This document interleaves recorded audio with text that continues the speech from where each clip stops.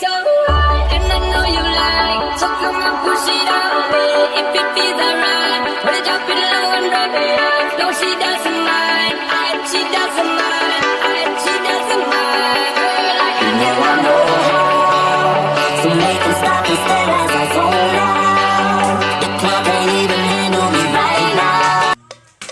ช่วยอย่ามางิ้งงุ้งงิ้งงุ้งงิ้งทำตัวฟลิงฟุ้งฟิ้งฟุ้งฟิ้งแล้วเธอก็ทิ้งทิ้งทิ้งแล้วก็ทิ้งฉันไปเธออย่ามางิ้งงุ้งงิ้งงุ้งงิ้งทำตัวฟลิงฟุ้งฟิ้งฟุ้งฟิ้งแล้วเธอก็ทิ้งทิ้งทิ้งแล้วก็ทิ้งฉันไป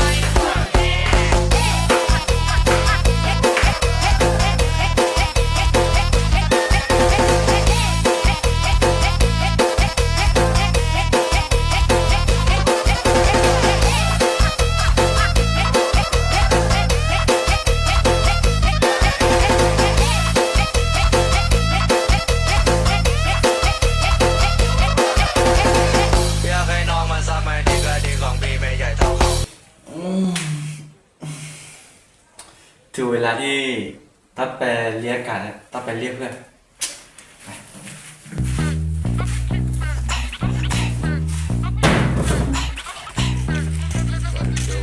ในการเดินทางก็เหนื่อยด้วยนะครับก็ไปเรียกเพื่อนนะครับผมนี่ก็คือใช้ชีวิตสบายๆนะครับ I'm on the top, what you do about it? In the stool screaming, but you ain't do nothing. Yeah, I'm fucking on your bitch, go and cry about it. Shut the fuck up, nigga, who but your bitch with it? Your girl riding on my dick and she love that shit. How they speaking on my name but won't do nothing. Yeah, I pull it to a city and I make money. I'm on the stage, that's fame. You a cloud chaser, you a lame. Want some fame, come and fuck with me. I don't entertain niggas, you ain't got motion. I'm in talent too, bitch, I'm road running. Yeah, I pull it to a crib, you a straight pussy. These niggas so whack, yeah, he a straight pussy. How you crying on the phone? ก็ไปเรียกกันก่อน I ain't even pay attention how you be for me. Where you at, can you wait for me? How to book another flight, yeah, I got money. I ain't even bragging much on nothing to me. Still hottest in the game, gotta do nothing. How you wanna stay asking for your real money? 23 MJ, drop your location. How you mad at your แต่ bitch? เราจะเอาร้อยตาอาหารไก่นะครับมาดูอะไรครับนี่ก็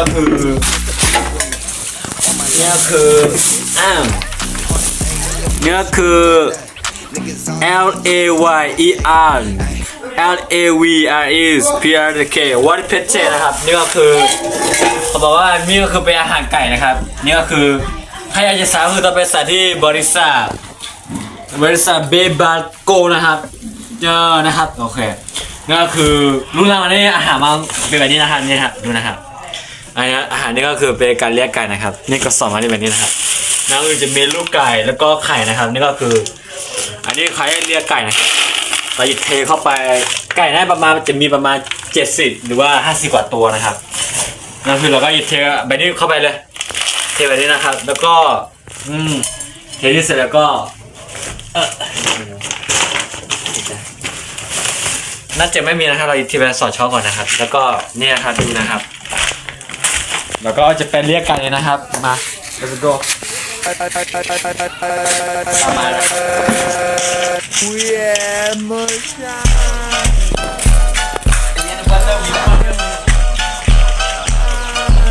นี่ฮะการเรียกไก่นะครับไก่มีเยอะมากๆนะครับ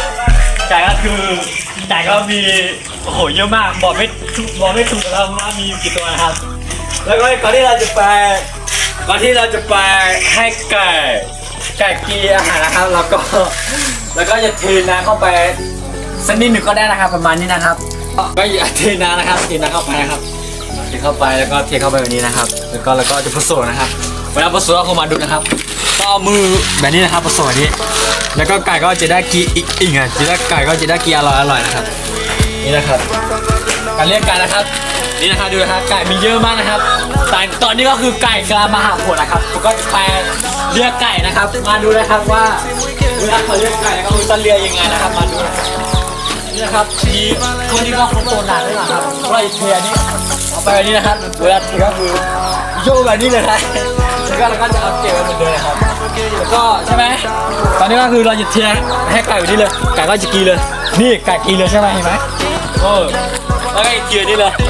ให้ไก่กินอ่ะเวลาเลี้ยงไก่ก็คือเป๊กนี่นะฮะไม่เทเข้าแบบนี้นะฮะ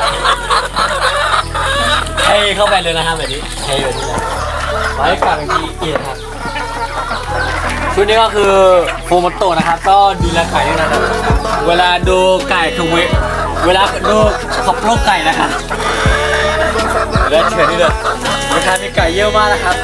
แต่ละวันก็คือแบบชิวๆนะครับไม่ได้ทำงานเลยแค่เลี้ยงไก่ก็คือ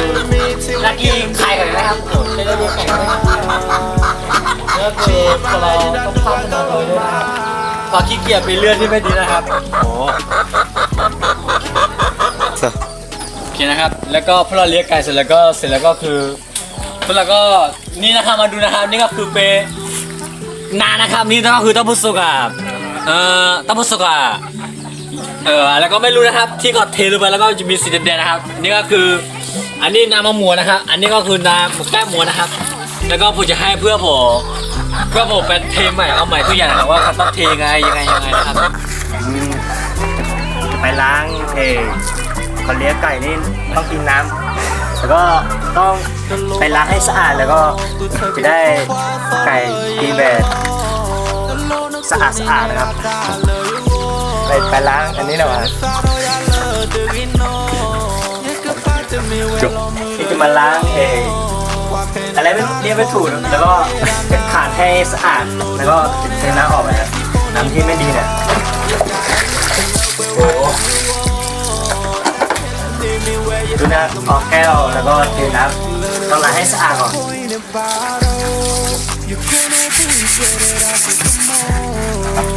เดี๋ยวต้องล้างให้สะอาด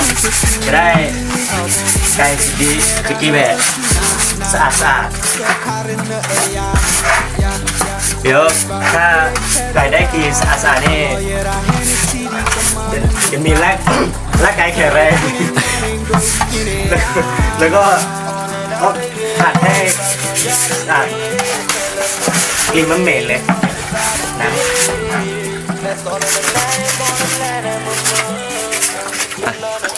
เดี๋ยวนะให้เสร็จเองนะครับจะได้หลายวันไก่จะได้กินหลายวัน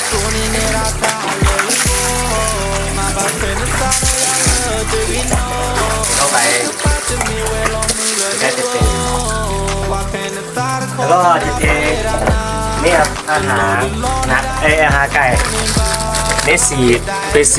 เหมือนกับสีผสมอาหารนี่แหละครับจะได้ไก่จะได้กินอร่อยครับต้องเทน่าจะ1 ช้อนเทลงไว้ต้องเท2 ช้อนถึงจะพอดีแล้วก็ขยะให้เสร็จก็ปิดฝาครับ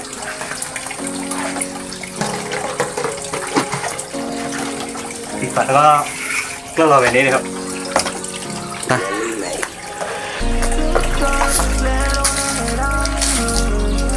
เอาละเดี๋ยวจะไปเก็บไว้ที่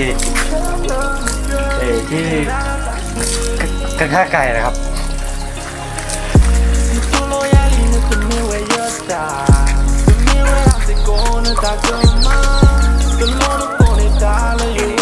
เนี่ยไ